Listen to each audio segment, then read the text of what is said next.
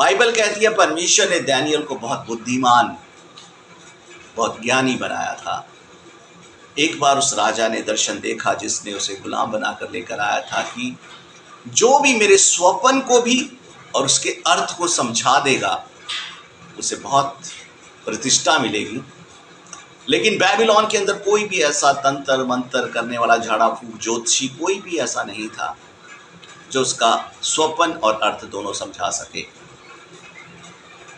तब राजा ने कहा इन सबको मार दिया जाएगा जो नहीं इसका अर्थ और स्वप्न दोनों नहीं बताएगा।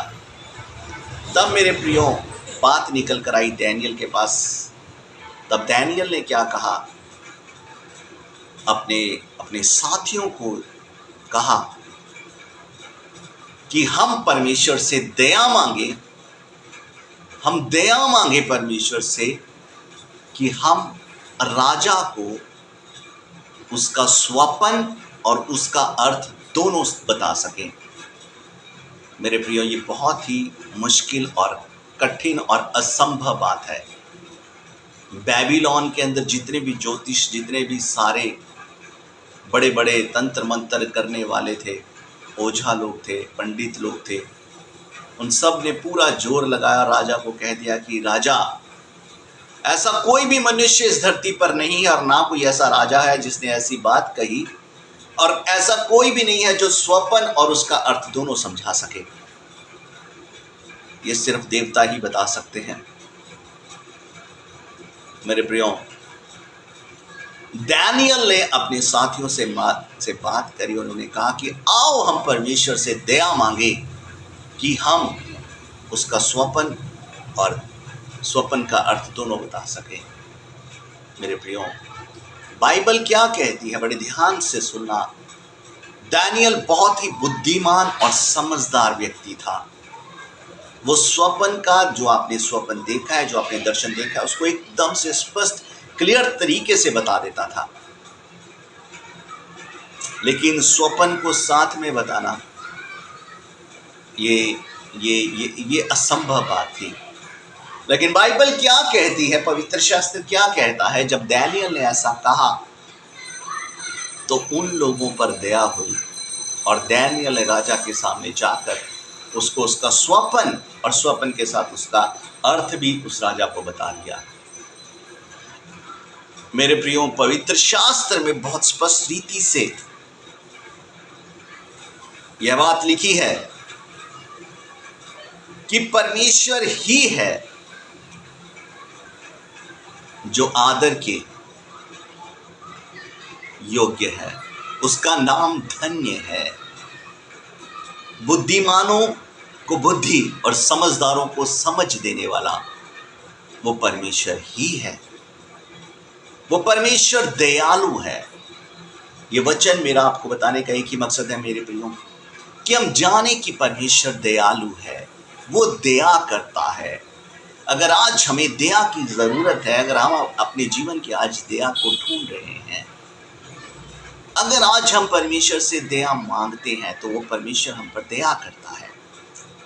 हम चाहे जितना मर्जी अपने आप को बुद्धिमान समझे, हम जितना मर्जी अपने आप को पैसे वाला समझे कि मेरे पास पैसा है, मैं सब कुछ खरीद सकता हूँ, मैं बहुत इंटेलिजेंट हूँ, मैं बुद्धिमान हूँ, मैं ऐसा कर दूंगा, मैं वैसा कर दूंगा, मैं लोगों को अपने पीछे लगा सकता हूँ, मेरे बहुत सारे फॉलोवर्स हो जाएंगे, मैं बहुत तगड़ा मोटिवेटर हूँ।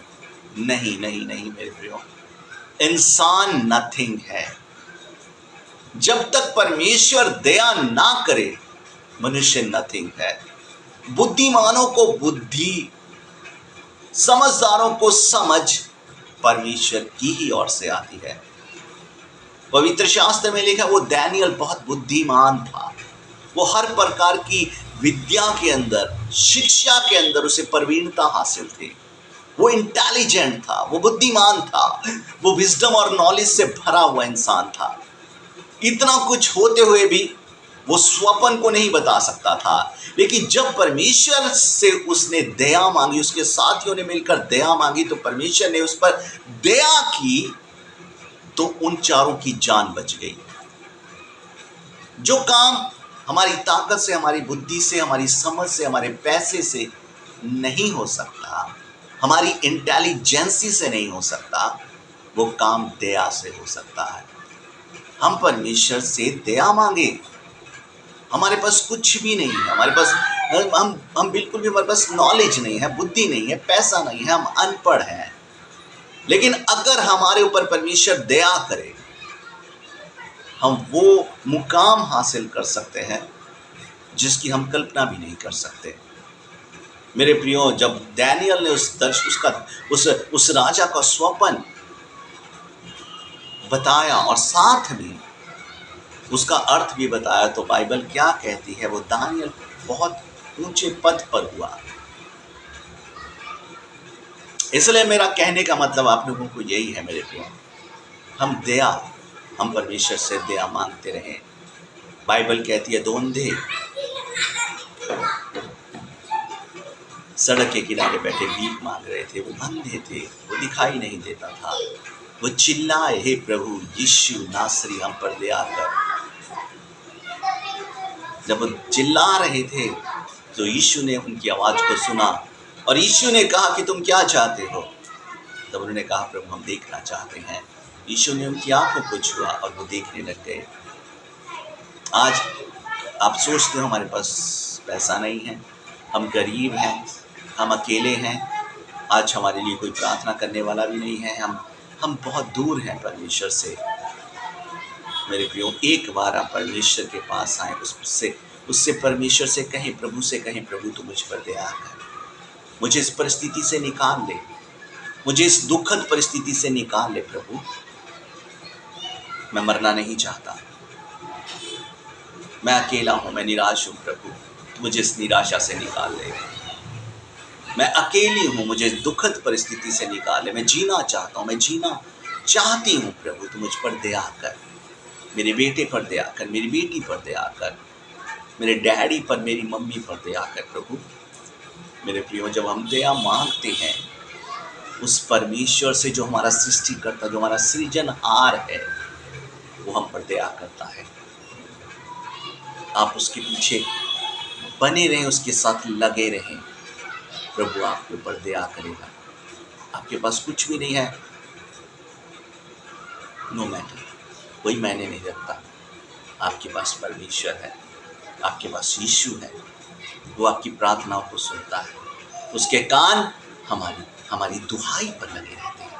आपको मुंह से बोलना, प्रभु दया कर, वो मृत्यु के मुंह से बचाने की सामर्थ्य हमारे लिए रखता है। प्रभु इन वचनों के द्वारा आप सबके जीवनों को बदले। मैं प्रभु यीशु मसीह का सेवक इवांजलिस्ट अजय